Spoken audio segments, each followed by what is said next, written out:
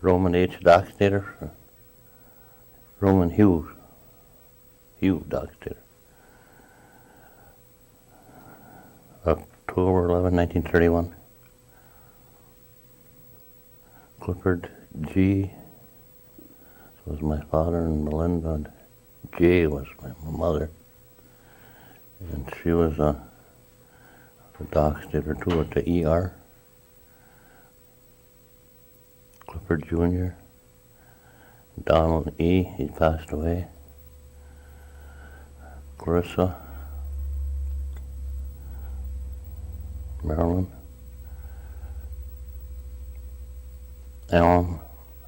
Rachel. Vic. Roseanne. Gloria and Pat.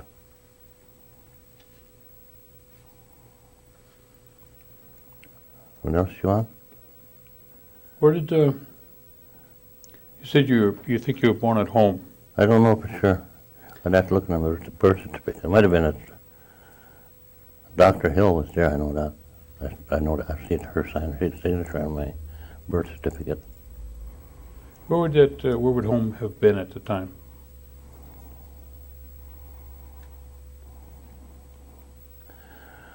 Probably down by the airport on that where that north road that goes up to Fort Howard's. That little short road goes in there. There used to be an old homestead in there. I think that's where it was. Was that where you remember when you were small? Yeah, that's where. That's the first place you can remember? Yeah. About how long did you live there? It wasn't quite a while. I went to school. I wasn't in school when we were there, but then we moved just a little ways over by Radisson, and that's where I started school from over there. No, I started from there. Went over there, so I finished school from over where the Radisson is now. Do you remember anything about your grandparents?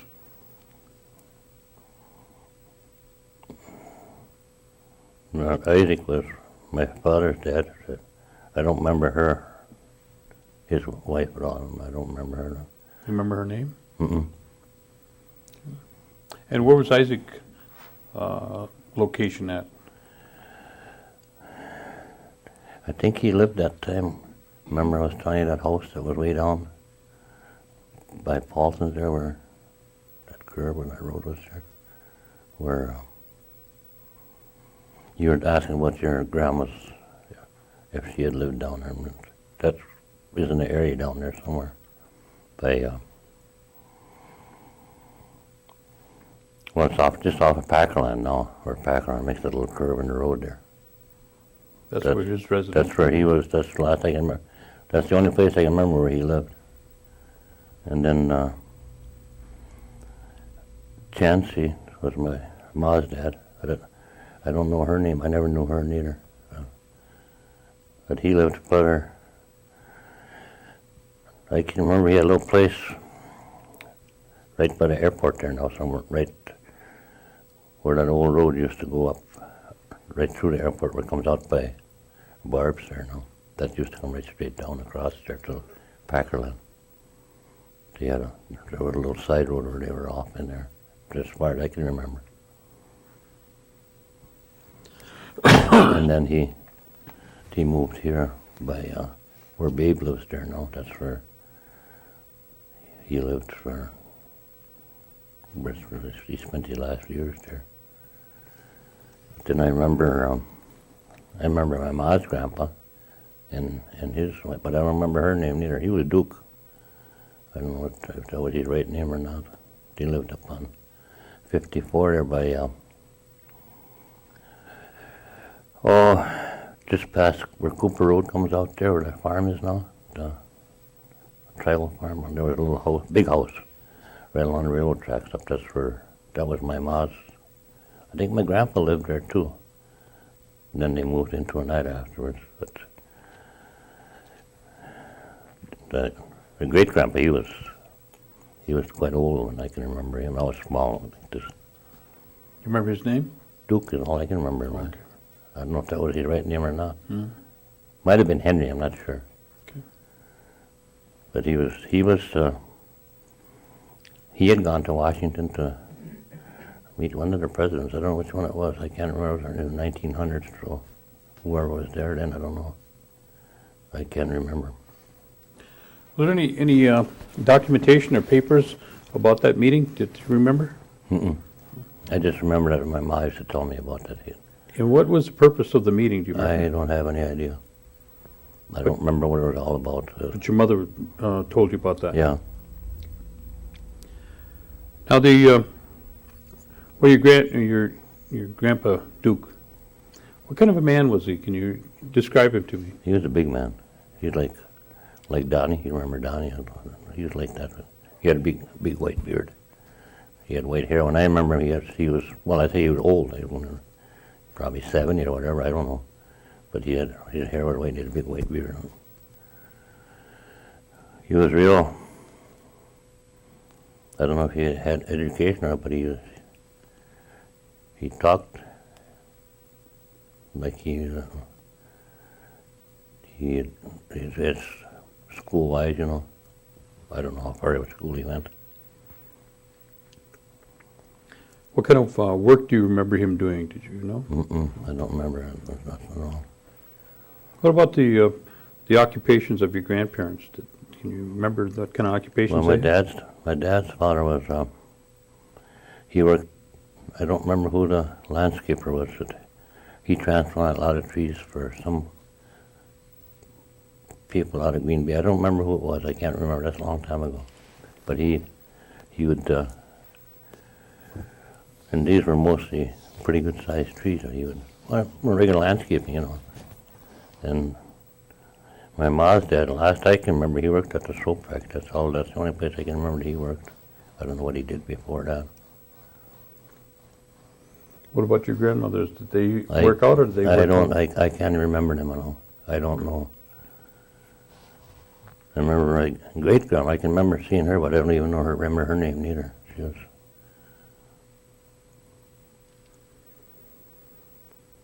Tell me about your dad. What do you... Describe your dad. Yeah.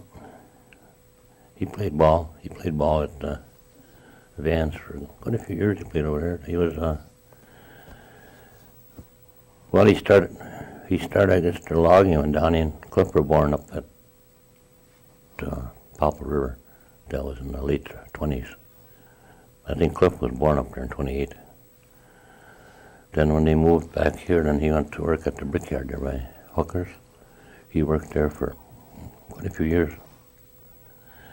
Then he worked at the drop forge, and then I think from there he went to, he worked for another electrical contractor in Green Bay, Grebel. And I think from there he went on construction. That's where he finished up on construction. Because the last 3 years he worked for me when I worked on the airport. He was retired, and then he came back to work, and the superintendent said he could work for me to finish up. He could, at that time they could only make $1,700, so 9-10 weeks, that's all he could work in the summertime. That's where he finished up for Schuster. Do you know what kind of education he had? 4th grade, I think.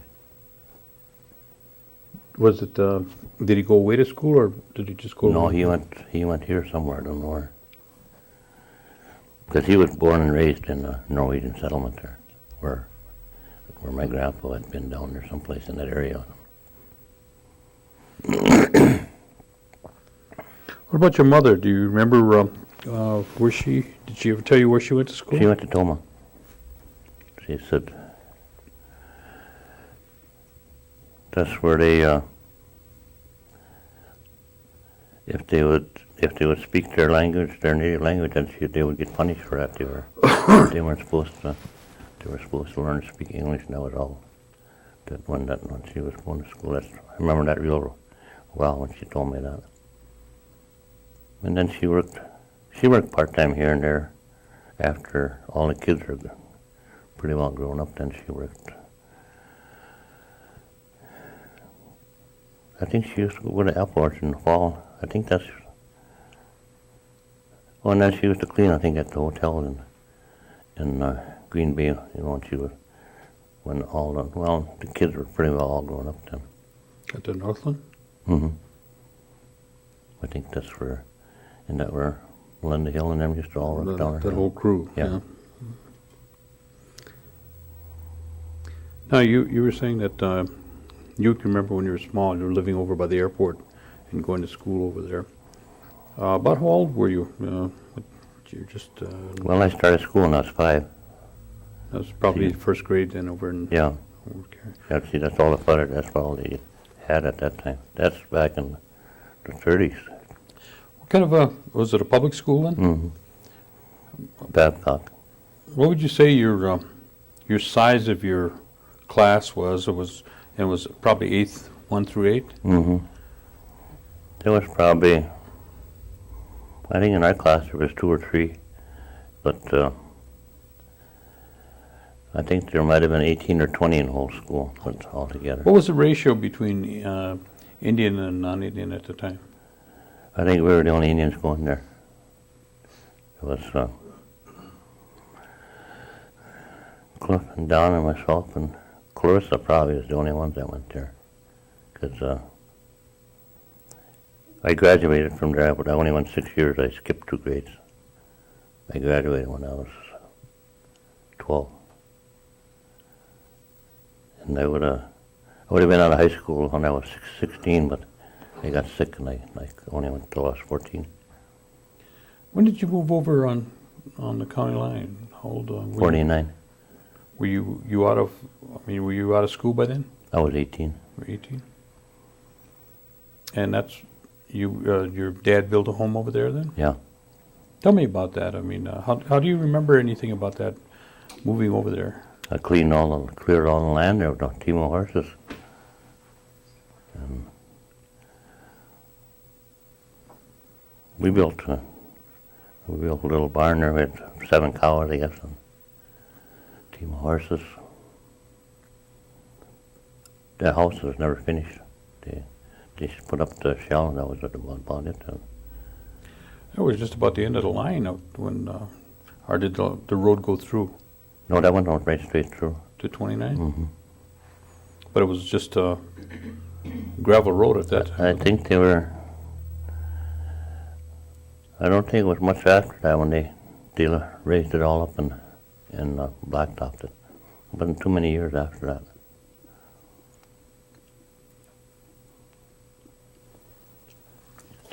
Now, your folks did you have running water and electricity over at by the airport? I think we had a spring there. We had no electricity there. Did your parents do a lot of, or your family, I should say, do a lot of hunting and fishing at the time? Well, that's in the wintertime. That's what you lived with, rabbits and squirrels, partridge, pheasants. There wasn't. I think the deer just started coming around there that time. There wasn't very many here. I don't know if there was any here there at all when we first moved there, but later on there was probably just a couple is all there was. I remember when if you see a track in the wintertime, that was. They wonder where they came from, or if they were just passing through or what. What about fishing? Was there any fish around at the time? Yeah, we used to go on. My dad worked at the brickyard. We'd go with him on Saturday morning. We'd use Hooker's boat, and we'd go down the creek out to the Fox River, and we'd fish out there. Got some nice perch in there like that. What about Dutchman's Creek? Was there anything in there? Just suckers and northerners in the springtime. We had a lot of fish in the spring. Well, then you could eat them. That water was clean and everything there then. What would happen? In the springtime you could eat them. You say, what would happen later on in the year? Well, the most of them would go back down. A few would stay in a deep hole, but they'd get soft. They're not good when they're soft? No. Okay, is there any other location that you'd fish, or like, I heard a lot of stories about Duck Creek. No, we never got over there too much. It was, I think the only place we ever went was down on the river that I can remember. Where Schwaben Creek, whatever that was there.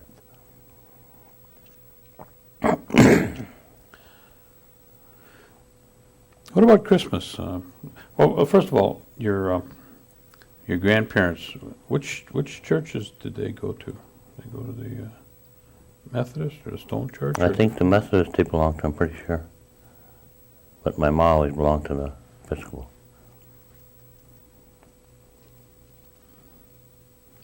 And tell me about like a Christmas. What would be kind of a typical Christmas that you can remember?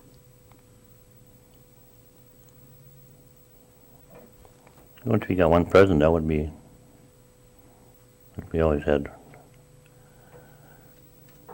Big dinner and everything. We generally had a tree. But didn't have much for lights because we didn't have no electricity anyway, so.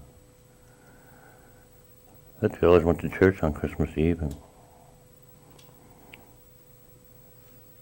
came home. That was about it, I guess. I don't know. Did they have a choir at church?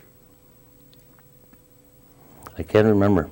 I don't know if they did. They probably did. I'm just wondering if they were singing Oneida songs. They probably did, yeah.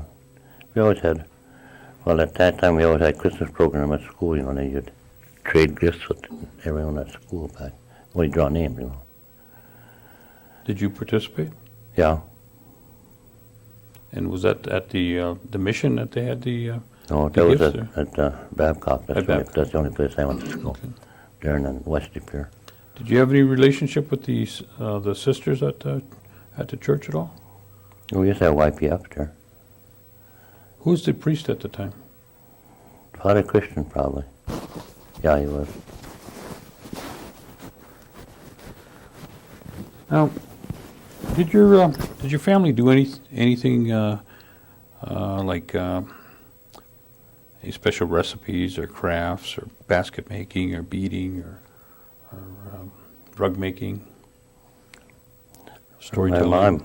My mom used to make most of her own blankets and everything, and she done all. We always had homemade bakery as well. Homemade bread and cakes and pies and cookies. You never had much from the store. If you got a loaf of bread from the store, that was a treat then at that time. Where can you remember doing your shopping from when you did go to the store? De Pere at Jacob's Meat Market. They'd go there every Saturday night. They'd go evening. Well, at that time you had vehicles to travel with, right? Yeah. Okay. What about corn soup? Was that something special, or did you eat that kind of on a regular basis? No, we never had. My mom never made. Oh, she'd make corn soup once in a while. We never had corn. We never grew that corn. We never had corn soup or bread very often.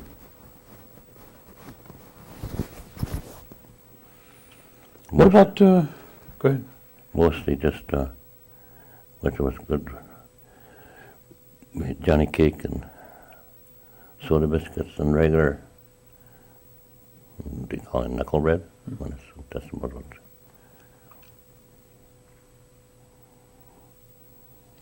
What about Hoyan? Did you practice Hoyan at all? Well, my mom always made a big kettle of donuts all the time. She still does. She made some this year. Did you get over there? Mm-hmm. What does Hoyan mean to you? Oh, I guess just New Year's is what. That's what all I ever took it as. Was there any other holidays that it was kind of an exciting time for you when you were younger? Well, they all were at one time. Memorial Day, 4th of July, Labor Day, that was all. Did they seem There to was- have more festivities then? Oh, than they do now? there was something going for, De Pere always had something going, or a parade or something, or Green Bay, they don't do nothing now anymore. Even Freedom used to have a big parade there for last 2 or 3 hours. What can you remember about somebody getting sick at home? I know you said Dr. Hill was there when you were born, but did they have any medicines that they practiced with that, for curing? That's pretty much what we got from Dr. Hill. You have to go. She had a lot of stuff by her house there. And you tell her, well, all they had that time was a bad cold or something like that. I don't even know if anybody ever had pneumonia at that time. They always had. They had a lot of different home remedies too, for cold and that's it. Skunk oil. They used to, I don't know what that was all what they were for, but I remember. Do you use any yet today? No, Where would I go to get skunk oil? I have no idea.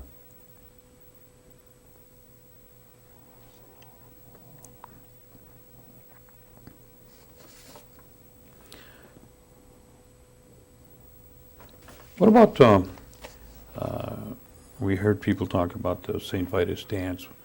Did you hear of anything like that around when you were young, or any of We these never societies? we never got out too much. We just pretty much had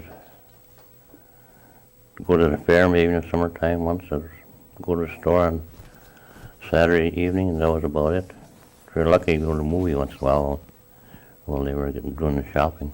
That was about as far as we went. Did you have a radio? And it was good till the battery went dead.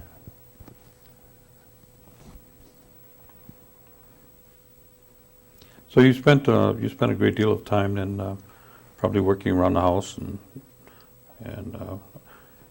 I know that I've heard stories about your dad used to be in hunting, Mm-hmm. and tell me what it would be like. I mean, what's the situation in terms of fox hunting? Because I always heard that he was a terrific fox hunter. Is there any truth to that? Well, we always had dogs. He probably had the best dogs in the state at that time. Well, right up till he passed away, we always had good dogs. We'd go, well, we used to go to Green Bay by the reserve down there. There were some guys in the club down there, and they had fox in their where they raise rabbit. Well, they hunt. Well, it was their hunting area down there, and we used to take our dogs in there. They wouldn't run deer. There's fox and rabbits. That's what about it is. So we'd run in there every once in a while after fox would start killing rabbits off them. Coyotes. And rabbits, that's about it. That's all they'd run. Coon, when the coon came around. There wasn't that many coon here for quite a while neither. What's his name? Used to have some hounds, Sim, didn't he? Yeah, Was those coon hounds or fox? mostly pretty much coon hounds. He had a Yeah. couple of fox hounds, but What's the difference between hunting coon and hunting fox? I mean, coon you hunt pretty much at night. how do you kind of give me a scenario of that hunting the coon? How far? Well, you just walk from the house. We used to walk down by the creek where we generally find it, or in the cornfield. Just take, well, we had flashlights at that time. So if you had a forest cell, that would work the best, because they had to be pretty bright so you could shoot in the tree, But What do they usually do in terms of a coon? I mean, what kind of pattern would they take if they were running from a hound? they'd hit for the creek. So they get in the creek and swim, and then the dogs would lose them sometimes. Or they'd drown the dog in the creek too if they caught him in the creek. You'd have to have a good dog to take care of a coon. We never lost any dogs in the coon, but I know they got him in the creek a couple of times, but You get a 35, 40 pound coon, that's a big animal. And they can sit right up like you and I are sitting here right now, and grab a hold of a dog and hold him under the water till he's done. But and they could run. You couldn't keep up to in the woods. I had them go by me already, and I chased them. Well, I chased them and scared them into the tree. But if you weren't taking right flat out on the road, you would never catch them. Is that what usually happens? The dog will tree them? Mm-hmm. But how big of a circle would that go in terms of when you're running? Do they normally stay in a certain territory? Well, it all depends on it. Like them big bucks, them old boars, they'd take off and they'd shoot. They'd go 2-3 miles and they'd get ahead of the dog and they'd throw the dog off. They'd go up in a tree and come down from another tree, and the dogs would lose them. Well, if you were following, would you wait till they came back around, or would you just keep going? You have to keep following because you don't know when they're going to tree. When you could never tell how fresh the track was. If a lot of times they start out just when it's dusk, and if they go for a half hour, they can be a long ways already. And sometimes you'd run onto them right in the cornfield. The dogs catch them. It's like any hunting. You couldn't foresee what they're going to do. Mm-hmm. What about a fox? Did they have a different habit? Oh, they'd run. We chased them out of Platte and Orchard, and I caught up to them up on the other side of Iser before I caught up to them at the car. But if we'd run in here, they'd probably just circle these three or four squares here. That would be about as far as they would run. What about deer and rabbit? They go a smaller circle, or? Well, we had rabbits. They don't go far. Excuse me. But I never hunted deer much around here. I was hunting up north. Would they move differently than they would around here, do you think? Well, the terrain is so much different. Here you got so much open that. They'd probably go a wider range. Yeah. If they take off, they might go right straight through the Duck Creek or something. Because we've chased them out of here too already. When we were fox hunting, and you'd see their tracks. They'd go hit towards them swamps and Swamico. They'd go straight out of here. You're telling me a story of a guy that used to wear a long black coat and a black hat. Was he up around this way? Come towards Seymour Bay. Okay, was he a hunter, or? No, I don't. I don't know. I think he was a hermit. Yeah. The only place I ever seen was walking on the highway. I don't know if he'd go to Greenway shopping or what. I don't know what he did. Maybe he went to get medicine or whatever. I don't know. What was his name? Williams. I can't think of his first name. He stayed pretty much by himself? Mm-hmm. Yeah, he was quite old already when. I was small, and. Well, he probably did a lot of hunting on his own then, back wherever he lived. Well, probably he did right there, because he lived right near the swamp back there. So there was pheasants, grouse, squirrels, rabbits, deer. There was deer back there at that time. So that's probably what he lived off of, mostly back there in the fall and winter. Nelson Ninham, he was a good hunter. He used to hunt mink pretty much. So at that time, a good mink was worth $40. And that was about 2 or 3 weeks' wages at that time. Okay. What about Sim then? I mean, was Sim's he primarily coon house? Just see, this was all later. It was not too many years ago when most of these guys started. There was for years there was no coon around here. They just started coming in and last. I think we moved over here already when we first started hunting coon. There was no. And when we lived on the airport, that's when the fox first started coming around here. Our Uncle George, he had a pretty good dog at one time. He had a couple of pretty good dogs, but at that time he walked all the time. He walked wherever he went. He walked. He didn't have no car so he just had to stay on a crossing and wait till the dogs come by. If they used to run all the way over to the Oneida Golf Course, and you could hear a dog over there. Wait by the airport till he came back. Sometimes it'd be 4 o'clock, 4:30 at night before you get back over there. But they'd come back eventually. Well, your family spent quite a bit of time, and your dad, hunting, and then you also mentioned that your dad liked to play ball. Yeah, he played ball quite a few years. But tell me a little about that. Well, there were some pretty good ball players at that time. There was Tony Hazacker and Tommy Schuyler, Shorty Charles, Hilton Charles.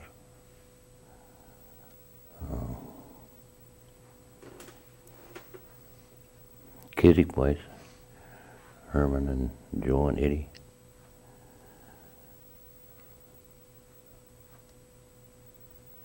Hyson Matoxin was a good pitcher. Whitney Hill, I don't remember him too much. They used to play here on Oneida at that time. That's when they used to play back away. Percy's there, they had a ball down in the back there.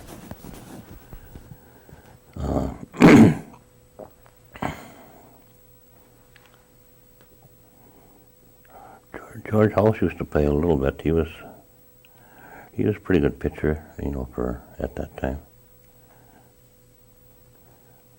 Where were the ball teams at? They had one down to Vans? Vans, and I think that's the only one they had here at that time when the old man played. The other ones all started up later after that. But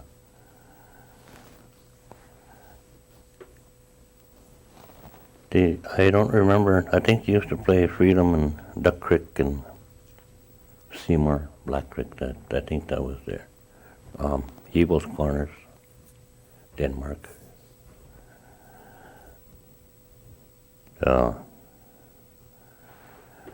Later, Vans had a team right up till, not too long ago. Then CC had a team over there. Gersauce had one. We had the one by church. And then that was the Northeastern League that we first started in. So it's Deep Pier and Green Bay and Duck Creek, Swamico.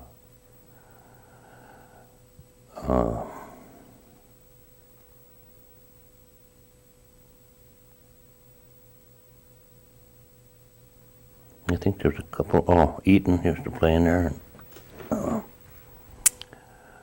Hebel's Corners. Did your dad manage the team? He managed at the Mission. At the Mission? Yeah. What year was that? Must have been middle 40s, somewhere around there. Him and Norrin John started that. I was going to say Norrin was involved in that too. Yeah, they worked together pretty much. So, see, we built a diamond. We tiled that whole outfield. I don't think you worked there yet. Vernon Inham and Hank Smith always helped us on the diamond there too, and he'd bring his tractor or whatever, his team down there.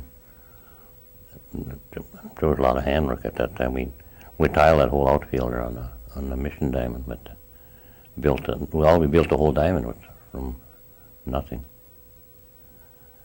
But, we used to get a lot of help on the ball. Even the players used to come and help on Saturdays and stuff. For evenings they'd come down there until we got in good shape. Well, your dad and Norrin managed it for quite a while. Then what happened after that? The ball team? Well, I started managing when I was 18. After when the old man quit. I managed for 18 years.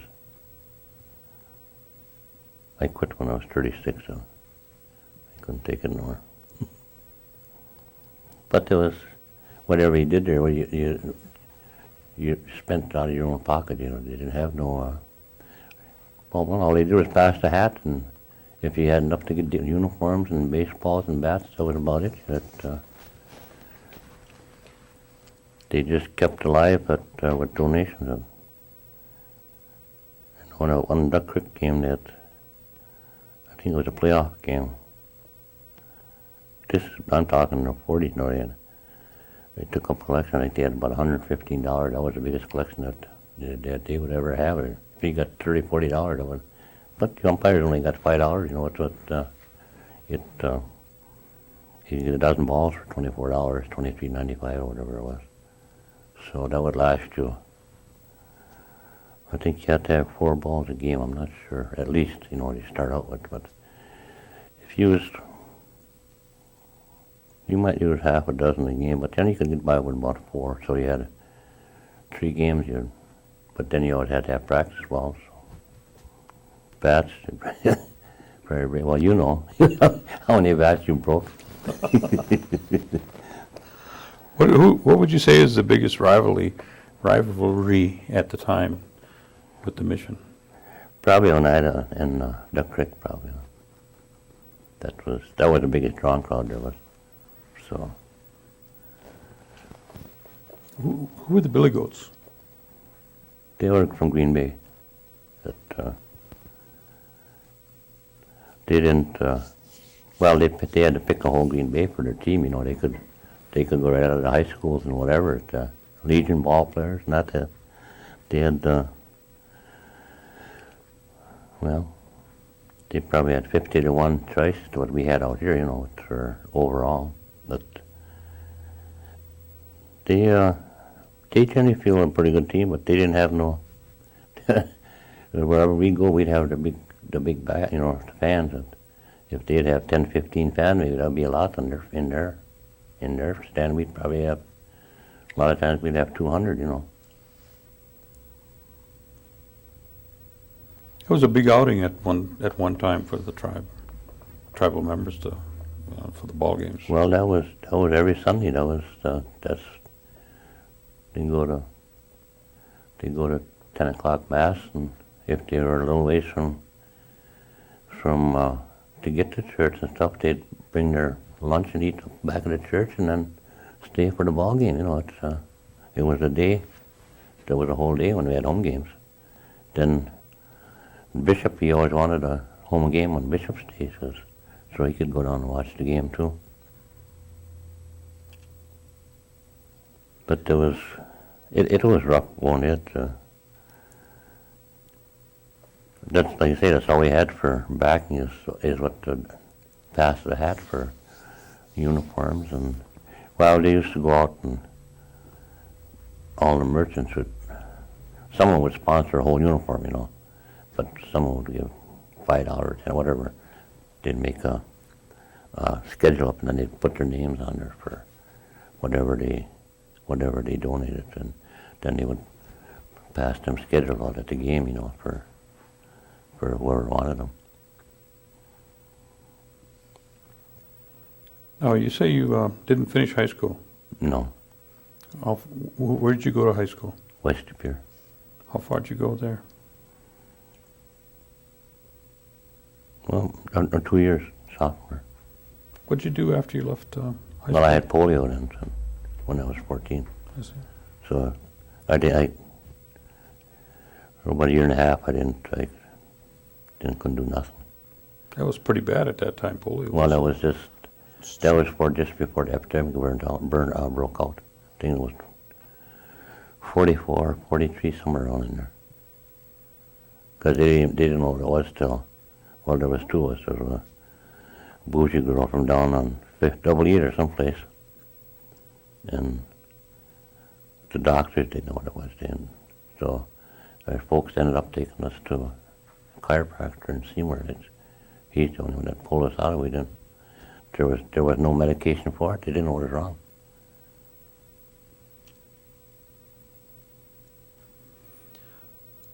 Once you recovered from that, what did you do then? Did you go to work? I worked to Herobus when I was 16. I started work. Well, see, you didn't need to work for nothing then. You could work any place when you were 16 then. I worked there 3 or 4 years, I guess. Then I went on construction. Then we went to school was that 57, 58? Tell me about going to school. we went down vocational. I think we went a year and a half, didn't we? Didn't we start the second semester and then finished up the next year? We went the whole year again. Then I went into the garage after I went and worked in the garage 10 years. But Where'd you start out in the garage? Gale, Lewis Standard. It's right on Mason Street. Mm-hmm. And you worked there how long? 10 years. And where'd you go? I went back on construction. I went, I think in 68 I went for Schuster and I stayed there till 86 when they folded up.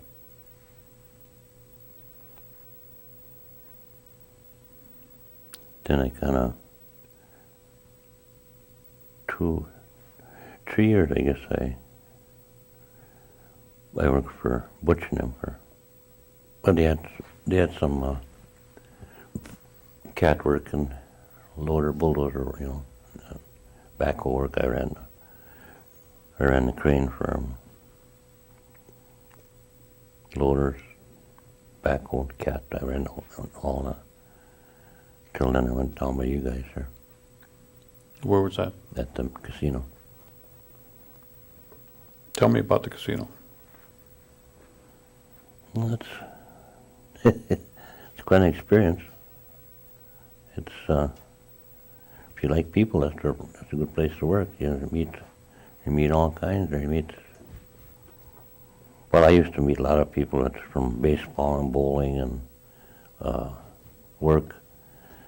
There was.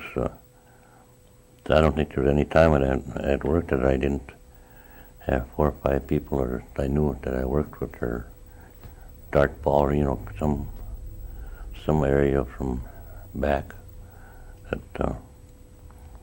And they used to like that. You sit there and visit with them for a while, and talk about the old games or whatever, the work, whatever, wherever they happen to be from. They had a lot of people never worked before came in there. It was kind of rough going with some of them, but the majority of them they wanted to learn. They'd if they know what direction to go, they'd handle it. But some you had to take by the hand too and steer them around. But I guess that's part of supervision. You have to know your clientele, and you have to know your workers. It's no different than any other place, right? You get new workers come, you got to show them what to do. It's just the way it is, I guess. What do you see Romy, what do you see as the impact of the casino on the Oneida community? Good, bad, otherwise? Well, most of it's good, as if they would. They took a lot of people off welfare, and got them on the work program, and a lot of them advanced from there now to, into the. In Bernie, it's called the real world. That there are a lot of areas for major improvement that I can see. They just waste too much money. It's totally wrong with some of the money what they spend. But if we can get the right people in there to handle it, it's still going to be all right. But they're going to have to do that before it gets away from them. Would you say, I know your involvement in athletics. Has that changed a lot in recent years? You've been involved in basketball and in bowling and the different sports clubs the tribes had. And are you still bowling? Yeah, I just started back in at the halftime. I was having trouble with my shoulder, but I started bowling the first of the year. I started again. It's but bowling is on a downgrade. I don't know. It's there's so much other stuff doing it. They just, I don't know what the people are doing. See, they got snowmobiling and cross-country skiing and four-wheelers. And, there's ice fishing there. Thing is, you can travel 100 miles in a couple hours and go fishing or whatever you want to do. Years back, if you went 100 miles, it'd take you half a day. Now you can go there in the morning, come back at night, and you can fish for half a day. It's the biggest downhill I've seen is in bowling. Bowling is way down there. That buzzes took half their alleys out. They put a golf machine in there. And we had a 6-team league on Thursday nights, and that 6-team league, that's 30 guys. And they're down to 4 teams. That's all they did this year was 4 teams. So it's I don't know. I think there's just so much activity that they can't keep up all around. As far as I think one of the big things that if they would do that right in the area here is a good, even a 2 or 4 alley lane, lanes that would get a lot of the younger people involved in there's so much involved in sports that you get these younger people occupied. You're going to get them off the streets or whatever. See, when we played, I think you played up there too with us at the reformatory when we used to go up there with our ball team. And that one day I was sitting there talking to Bill B. He was a supervisor of sports up there or whatever, director of sports, I guess it was. And I said, with all the guys here, I said, how come you don't have a better team? You should have a top-rate team here. He said, no. He said, the good athletes don't come here, he said. He said they got enough time. Their time is occupied on the fields and on whatever they're doing. He said that they don't have time for trouble. He said, these guys here are off the streets. He said they just didn't, they never had the chance. He said a lot of them don't have homes. He said they come from broken homes or whatever. They're not sports orientated or whatever you want to call it. I don't know. But now this I'm talking 30 years ago when he was telling me this stuff. So it's just probably gone from. I don't think it's changed. Any kind of sports has changed that much in the last 30 or 40 years. It's probably updated a little bit. That's about it, though. What about the tribal government? Have you had any involvement in tribal government during the year? No. You certainly have some opinions. You've seen some changes, I'm sure. Well, there's some major changes should be made right now, but I don't know how they're going to go about it. They got to start doing something pretty soon, or everything's going to go down the drain. What they've accomplished so far. What do you feel is probably the most positive change that you've seen? Well, what do you mean right now? Well, let's say from when you were 18 till the present time, what would you see that and maybe just current it just changed, but what would you see the most positive change? Probably the workforce.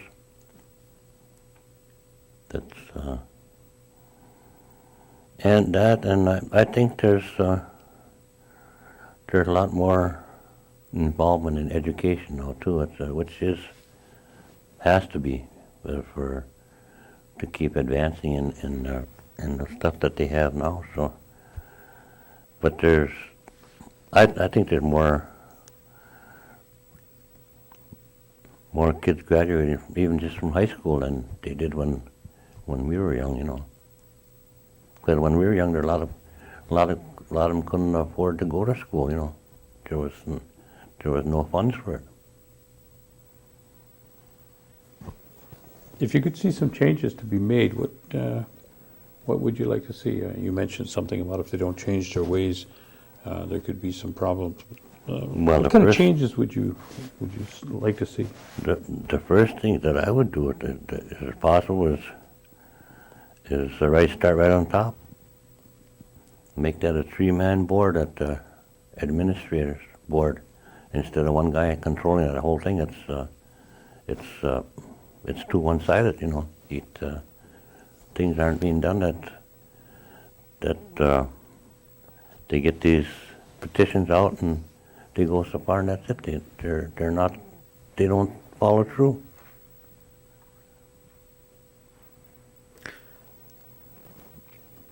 Okay, we got a lot of youth that have, because a lot of people move back to community, there's a lot of youth out there now.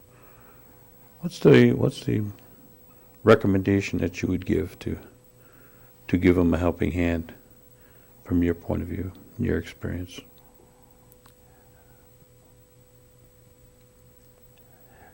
Well, I guess they're pointing a lot of stuff that way, you know, like what they get their sports programs going in that and education.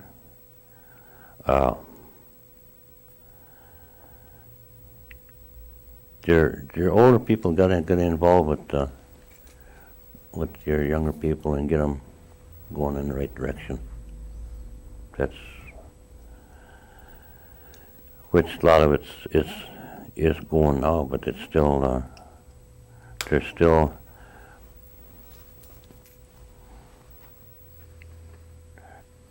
I don't know what. You know, if the curfews would help at night or not. I don't know if that would do any good or not in their housing areas. You know, it's just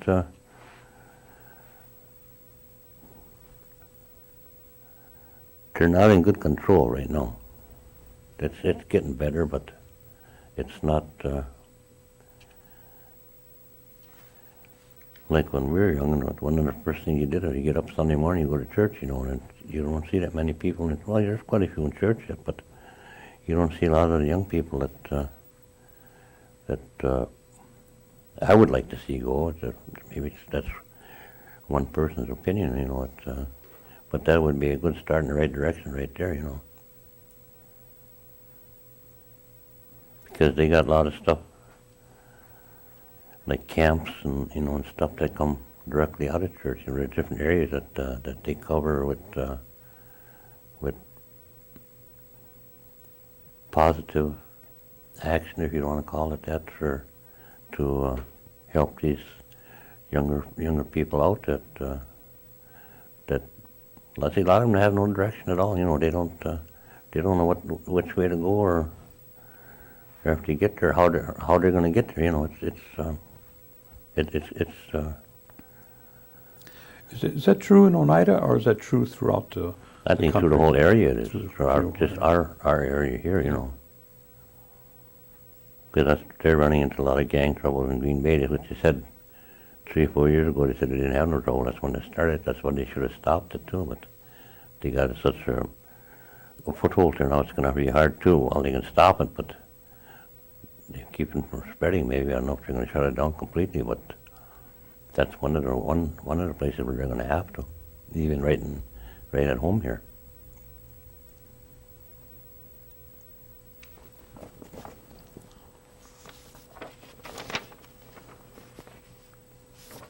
Tell me, were you any kind of a, what do you call it? What's the word? Something on any of the trips that you've made that's really memorable, you know, that are exciting or that you can remember? Well, I never went too far, and I never had. I mean, I'm past Swamico or Freedom, you know. I know you've been out to Swamico. I've seen your car parked in front of that little store. Maybe it was a store. It must have been. Oh, I don't know. I know when When her dad was alive, we used to spend almost every weekend up north hunting with grouse and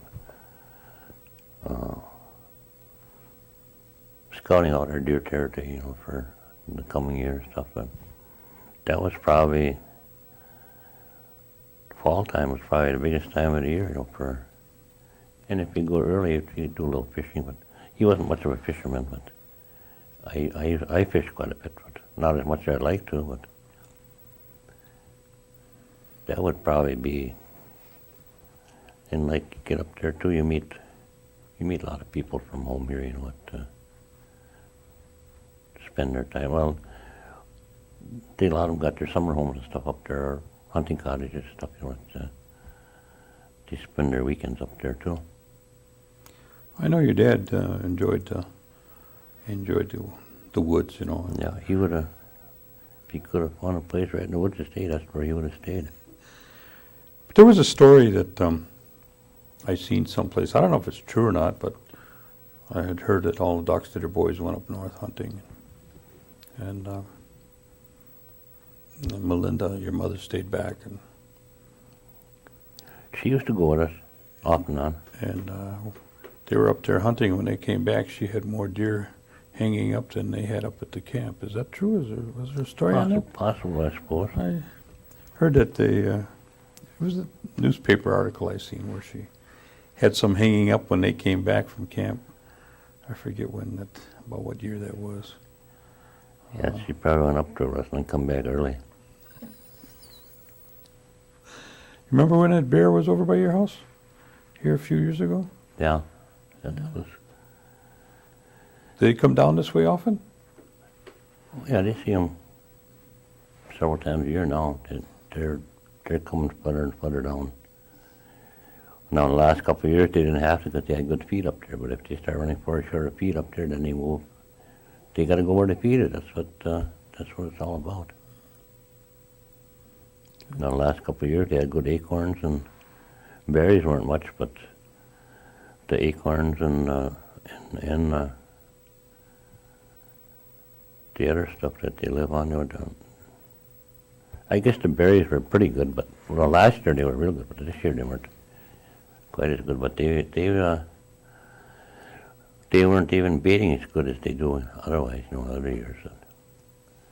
That probably keeps them up north too, because there's so many bait them up there now that they, with the running their dogs and hunting, that they don't have to come this way no more for feed.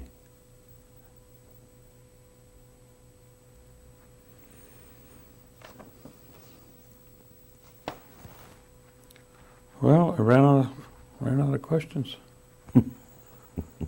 I mean, that we can ask. I can tell you a story about the Zackleys. The who? Go ahead. No, I better not. I'll tell you afterwards. Okay.